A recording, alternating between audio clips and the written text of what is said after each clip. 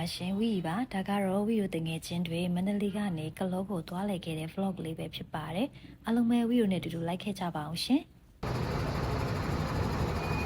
ကားကမန္တလေးကနေညနေ6:00 နာရီခွဲမှာစထွက်ပြီးတော့ည10:00 နာရီခွဲလောက်မှာတော့ဒဂုံသစ္စာမော်မှာညစာစားဖို့ခဏနားပါတယ်မနက်9:00 နာရီကျော်လောက်မှာတော့ရွှေရစားတောက်ဆိုင်ကိုရောက်ပါတယ်ည12:00 နာရီကနေမနက်4:00 နာရီအထိကလမ်းမှာခဏအိပ်ရပါသေးတယ်ဒါကတော့ကားကနေကျွေးတဲ့မနက်စာပါ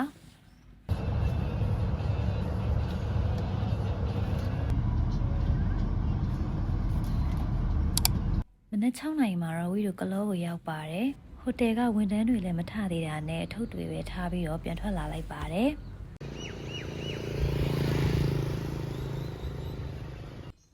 ဟိုတယ်ကနေ့လယ် 2 နာရီမှာချက်ခင်ဝင်ရမှာဆိုတော့ရန်ကုန်ကလာမဲ့တငယ်ချင်းကိုစောင့်ရင်းနဲ့ပဲဟိုတယ်နားတစ်ဝိုက်မှာဘာတွေရှိလဲဆိုတာကိုရှောက်ကြည့်ပြခဲ့ပါတယ်။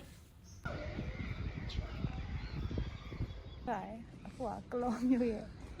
ဘယ်လောက်ဒီလို Celsius လို့မသိဘူးကားလာတယ် Celsius တောင်မကြည့်ပါရလေ။အခုလှမ်းမြင်နေရတဲ့နေရာကတောကပန်းတွေပွင့်တဲ့နေရာပေါ့နော်။ဝီတို့သွားတဲ့အချိန်တုန်းကတော့အပွင့်မပွင့်သေးပါဘူး။အဖူးလေးတွေပဲရှိပါသေးတယ်။ကလောရောက်တဲ့သူတော်တော်များများလည်းဒီနေရာလေးမှာတက်ပုံလိုက်ရိုက်ကြပါတယ်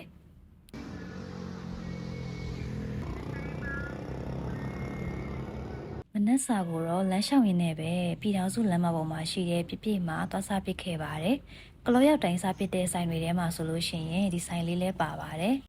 ဆိုင်ရောက်တော့ထုံးစံအတိုင်းရေစိမ်ခောက်ဆွဲအတုပ်စားပါတယ်တကယ်ချင်းကတော့ရေစိမ်ခောက်ဆွဲကိုအရင်နဲ့စားပါတယ်နောက်ထပ်မှာစားတာကတော့ဒီတုတ်ဟုကျော်ပူပူနွေ့နွေ့လေးပါမနက်စာစားပြီးတဲ့နောက်မှာတော့ဟိုတယ်ကိုပဲပြန်လာခဲ့လိုက်ပါတယ်ဒါကတော့လမ်းမှာတွေ့ခဲ့တဲ့ကလေးလေးပါရမ်းချစ်စရာကောင်းပါတယ်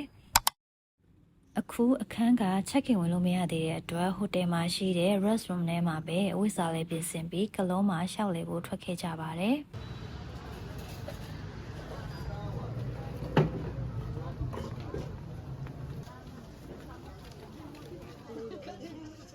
မနက်10:00 နာရီလောက်မှာတော့အခန်းရပြီဆိုပြီးတော့ဖုန်းဆက်လာတဲ့အတွက်ဝီတို့ဟိုတယ်ကိုပြန်လာခဲ့ပါတယ်။ဒါကတော့ဝီတို့တငယ်ချင်း3 ယောက်နေမဲ့အခန်းလေးပါ။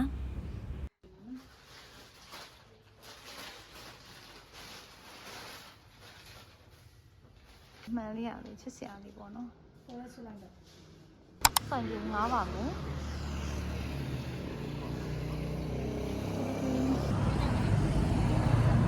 အခု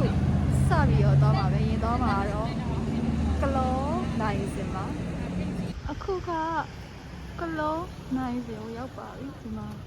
လူတော့နည်းနည်းများနေပေါ့နော်တက်ပုံရိုက်ဖို့လူရှင်းအောင်ခဏစောင့်ရပါမယ်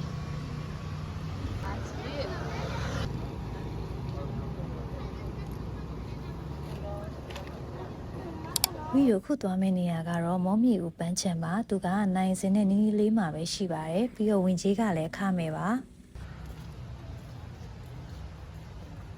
ဒီပန်းချံနေမှာဆိုလို့ရှိရင်စာကြည့်တိုက်လည်းရှိတယ်ပြီးတော့တပုံရိပ်စရာနေရာတွေလည်းတော်တော်လေးများတယ်ပေါ့နော်ကော်ဖီတောက်ချင်တဲ့သူတွေအတွက်ဆိုလို့ရှိရင်လည်းကော်ဖီဆိုင်ရှိပါတယ်ဝီတို့နောက်ထပ်ရောက်ဖြစ်ခဲ့တာကတော့ကလောဘူတာပါနေ့လည်ကင်းဘက်ရောက်သွားတာဆိုတော့နေကနည်းနည်းလေးတော့ပူပါတယ်ဒီမှာကတော့ထုံးစံအတိုင်းတက်ပုံလိုက်တဲ့သူတွေလည်းတော်တော်လေးများပါတယ်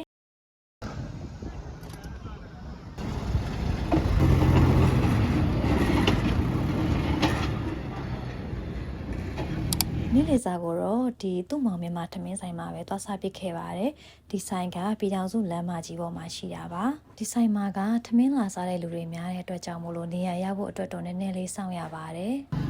ချက်သားရယ်ဒါကဝတ်တက်နေချက်ရယ်ချက်ရယ်နော်တို့မျိုးအဆုံးရှိပါတုံးမျိုးဝီယိုနေ့လည်ဘက်ဟိုတယ်မှာခဏပြန်လာပြီးရဲ့နောက်မှာတော့ကော်ဖီတောက်ဖို့ဆိုပြီးတော့ N32 Coffee House ကိုရောက်လာပါတယ်တကယ်တမ်းသွားတာကတခြားကော်ဖီဆိုင်တစ်ခုပေါ့နော် Google Map ကြည့်ရင်းနဲ့ပဲဒီဆိုင်လေးကိုရောက်လာတာပါဆိုင်လေးကတော်တော်လေးတော့ချစ်စရာကောင်းပါတယ်ဒီလိုမျိုးအထဲမှာအေးဆေးဆေးကော်ဖီထိုင်တောက်ချင်လဲရတယ်တပုံငယ်ချင်းတဲ့သူတွေအတွက်ဆိုလို့ရှိရင်လည်းအပေါ်ထပ်မှာရောအောက်ထပ်မှာရော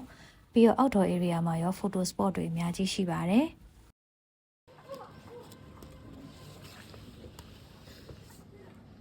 ဒါကတော့ outdoor area လေးမှာ ACC coffee ထိုင်တောက်ရင်မြင်ရတဲ့မြင်ကွင်းလေးပါမီးဘုံလွတ်နေမြင်ရတယ်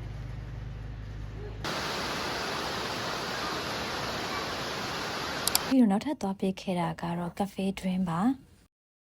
ဒီဆိုင်လေးက Dream Mountain Resort ရဲ့အနောက်မှာရှိပါတယ် ကတော့လှပါတယ်ရင်အောင်ဒီမှာပန်းလေးပွင့်ညာကြီး ဒီမှာဆိုလို့ရှိရင်ခွန်ဖြူဖြူလှလှလေးတွေရဲ့တစ်ပင်ပန်းပင်တွေရဲ့နဲ့ coffee ကောင်းကောင်းတောက်ချင်တဲ့သူတွေအတွက်ရောတပုံလှလှလေးတွေရဲ့ချင်တဲ့သူတွေအတွက်ပါအဆင်ပြေတဲ့နေရာလေးပါ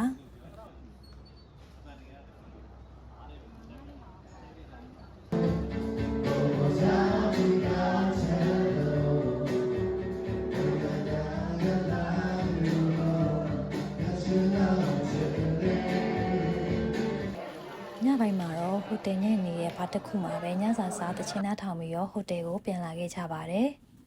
ဒီဗီဒီယိုလေးကိုအဆုံးထိကြည့်ရှုပေးခဲ့ကြတဲ့တယောက်ချင်းစီတိုင်းကိုကျေးဇူးများကြီးတင်ပါတယ်ရှင်နောက်ထပ်ဗီဒီယိုတွေမှာထပ်တွေ့ကြပါမယ်အားလုံးပဲတတ်တာပါ